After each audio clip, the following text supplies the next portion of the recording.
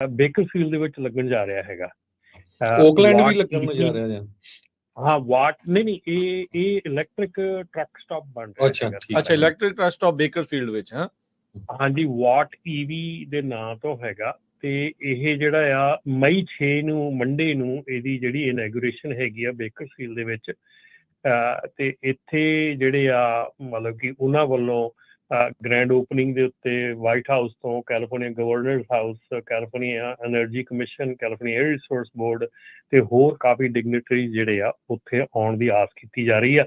ਸੋ ਇਹ 99 ਫਰੀਵੇ ਤੇ California 65 ਪੋਰਟਰਵਿਲ highway ਉਹਦੇ ਲਾਗੇ ਛਾਗੇ ਬਣ ਰਿਹਾ ਹੈਗਾ।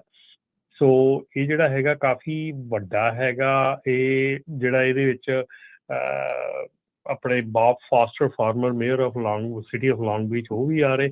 ਸੋ ਕਾਫੀ ਜਾਣੇ ਜਿਹੜੇ ਉੱਥੇ ਆ ਰਹੇ ਹੈਗੇ। ਮੈਂ ਇਹਨਾਂ ਦੇ ਨਾਲ 2 ਸਾਲ ਪਹਿਲਾਂ ਮੁਲਾਕਾਤ ਕੀਤੀ ਸੀਗੀ ਆਪਣੀ ਉੱਥੇ LA ਦੇ ਵਿੱਚ ਵਾਟ ਈਵੀ ਵਾਲਿਆਂ ਨਾਲ। ਸੋ ਵਾਟ ਈਵੀ ਜਿਹੜੀ ਕੰਪਨੀ ਹੈਗੀ ਆ ਉਹ ਇਹ ਟਰੱਕ ਸਟਾਪ ਜਿਹੜਾ ਆ ਫੁੱਲੀ ਜਿਹੜਾ ਕੇਪੇਬਲ ਹੈਗਾ। ਇਹਦੇ ਨਾਲ ਸੋਲਰ ਦੇ ਨਾਲ ਸਾਰਾ ਰੀਚਾਰਜ ਹੋਣਾ ਆ ਤੇ ਜਿਹੜਾ ਆ ਇਹ ਟੋਟਲੀ ਇਲੈਕਟ੍ਰਿਕ ਟਰੱਕ ਸਟਾਪ ਹੋਣਾ ਆ। ਸੋ ਇਹ ਦੱਸਿਓ ਜ਼ਰੂਰ ਵੀ ਐਟ ਏ ਟਾਈਮ ਇਕੱਠੇ ਕਿੰਨੇ ਟਰੱਕ ਚਾਰਜ ਹੋ ਸਕਦੇ ਆ, ਕਿੰਨੀ ਕਪੈਸਿਟੀ ਆ, ਕਿੰਨੇ ਜਿਹੜਾ ਉਹ ਕਰਨੇ ਆ। $75 ਮਿਲੀਅਨ ਦੀ ਫੈਡਰਲ ਗ੍ਰਾਂਟਸ ਮਿਲੀਆਂ ਕੈਲੀਫੋਰਨੀਆ ਦੇ ਵਿੱਚ ਕਿਉਂਕਿ ਡੀਜ਼ਲ ਨੂੰ ਆਊਟ ਕਰ ਰਹੇ ਆ। ਉਹਦੀ ਥਾਂ ਤੇ ਜ਼ੀਰੋ ਇਮਿਸ਼ਨ ਵਹੀਕਲ ਆ, ਉਹ ਹਾਈਡਰੋਜਨ ਵੀ ਹੋ ਸਕਦੀ ਆ ਤੇ ਉਹ ਇਲੈਕਟ੍ਰਿਕ ਵੀ ਹੋ ਸਕਦੀ ਆ। ਪਰ ਇਲੈਕਟ੍ਰੀਫਿਕੇਸ਼ਨ ਕੈਲੀਫੋਰਨੀਆ ਦੇ ਹਾਈਵੇਜ਼ ਦੀ ਉਹ ਚੱਲ ਰਹੀ ਆ। ਸੋ ਉਸ ਸੰਬੰਧ ਦੇ ਵਿੱਚ ਇਹ ਜਿਹੜੀ ਸਟਾਰਟਅਪ ਵਾਟ ਈਵੀ ਆ ਇਹਦੇ ਦੁਆਰਾ ਇਹ ਹੁਣ ਚਾਰਜਿੰਗ ਸਟੇਸ਼ਨ ਬੇਕਰਫੀਲਡ ਜਿੱਦਾਂ ਦੱਸ ਰਹੇ ਆ ਵੀ ਉੱਥੇ ਕਰ ਰਹੇ ਆ। ਆਲਰੇਡੀ ਇਹਨਾਂ ਦੇ ਜਿਹੜੇ ਚਾਰਜਿੰਗ ਸਟੇਸ਼ਨ ਆ ਜਿਹੜੇ ਲੌਂਗ ਬੀਚ ਦੇ ਪੋਰਟ ਦੇ ਉੱਤੇ ਵੀ ਹੈਗੇ ਨੇ। ਸੋ ਉੱਥੇ ਵੀ ਜਿਹੜਾ ਉਹ ਚੱਲ ਰਿਹਾ। ਸੋ ਜਦੋਂ ਵੀ ਹੋਇਆ ਤਾਂ ਫਿਰ ਦੱਸਿਓ ਰਮਨ ਜੀ ਵੀ ਕਿੰਨੀ ਕੁ ਕਪੈਸਿਟੀ ਹੋਣੀ ਆ, ਕਿੰਨਾ ਕਰ ਸਕਦੇ ਆ।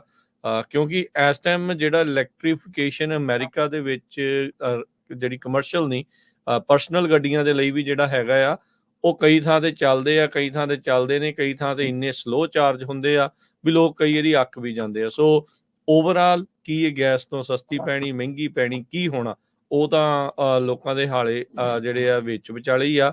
ਬਹੁਤੇ ਲੋਕ ਟਾਈਮ ਨੂੰ ਲੈ ਕੇ ਖਾਸਾ ਜਿਹੜਾ ਪਰੇਸ਼ਾਨ ਆ। ਹਾਈਡਰੋਜਨ ਕਹਿੰਦੇ ਆ ਵੀ ਬਹੁਤ ਤੇਜ਼ੀ ਦੇ ਨਾਲ ਦੁਬਾਰਾ ਰੀਫਿਲ ਹੋ ਜਾਂਦੀ ਆ। ਸੋ ਲੈਟਸ ਸੀ ਕੀ ਜਿਹੜਾ ਬਣਦਾ, ਪਰ ਚੇਂਜਸ ਜਿਹੜੇ ਆ ਉਹ ਡੈਫੀਨਿਟਲੀ ਆ ਰਹੇ ਆ। ਹਾਂਜੀ ਆਈ ਥਿੰਕ ਰਾਜਨ ਇੱਕ ਜਿਹੜਾ ਸਾਰਿਆਂ ਨਾਲੋਂ ਵੱਡੀ ਜਿਹੜੀ ਮਿਸਟੇਕ ਕੀਤੀ ਗੱਲ ਇੱਕ ਤਾਂ ਹੋਈ ਕਿਉਂਕਿ ਇਹ ਜਿਹੜੀ ਇੱਕ ਆਪਣੇ ਹੈਗੇ ਆ ਜਿਹੜੇ ਨਾਕੇ ਲੈਂਦੇ ਆ ਪੋਲੀਟੀਸ਼ੀਅਨਸ ਕਹਿ ਲਓ ਜਾਂ ਜਿਹੜੇ ਬਿਜ਼ਨਸ ਵਾਲੇ ਕਹਿ ਲਓ, ਇਹਨਾਂ ਦੇ ਵੱਲੋਂ ਕਾਹਲੀ ਦਿਖਾਈ ਗਈ ਆ ਇਸ ਮਾਮਲੇ ਦੇ ਵਿੱਚ। ਨਹੀਂ ਤੇ ਜਿਹੜੀ ਹਾਈਬ੍ਰਿਡ ਆ ਇਲੈਕਟ੍ਰਿਕ ਤੇ ਪੈਟਰੋਲ ਜਾਂ ਇਲੈਕਟ੍ਰਿਕ ਡੀਜ਼ਲ ਹਾਈਬ੍ਰਿਡ ਜਿਹੜੀ ਆਪਾਂ ਦੇਖਿਆ ਕਿ ਜਿੱਦਾਂ ਕਾਰਾਂ ਦੇ ਵਿੱਚ ਹਾਈਬ੍ਰਿਡ ਕਾਰਸ ਆਈਆਂ ਹੈਗੀਆਂ, ਬਹੁਤ ਸਕਸੈਸਫੁਲ ਹੋਈਆਂ ਹੈਗੀਆਂ। ਖਾਸ ਕਰਕੇ ਟੋਯੋਟਾ ਦੀਆਂ ਕਾਰਸ ਵਗੈਰਾ ਬਹੁਤ ਸਕਸੈਸਫੁਲ ਰਹੀਆਂ ਹੈਗੀਆਂ। ਪ੍ਰੀਅਸ ਨੂੰ ਲੈ ਲਈਏ ਜੇ, ਤੇ ਉਹਨਾਂ ਦੇ ਉੱਤੇ ਬਿਲਕੁਲ ਇਹ ਚੀਜ਼ ਨੂੰ ਧਿਆਨ ਨਹੀਂ ਦਿੱਤਾ ਗਿਆ ਕਿ ਇਹ ਕਨਵਰਜਨ ਜਿਹੜਾ ਹੈਗਾ ਤੁਸੀਂ ਫੁੱਲ ਫਿਊਲ ਦੇ ਉੱਤੋਂ ਹਾਈਬ੍ਰਿਡ ਤੇ ਹਾਈਬ੍ਰਿਡ ਤੋਂ ਇਲੈਕਟ੍ਰਿਕ ਤੇ ਜਾਓ। ਇਹ ਗਵਰਨਮੈਂਟ ਵੱਲੋਂ ਵੀ ਇਹ ਕੋਈ ਬੰਦਿਸ਼ ਨਹੀਂ ਕੀਤੀ ਗਈ ਕਿ ਇੱਦਾਂ ਕਰੋ।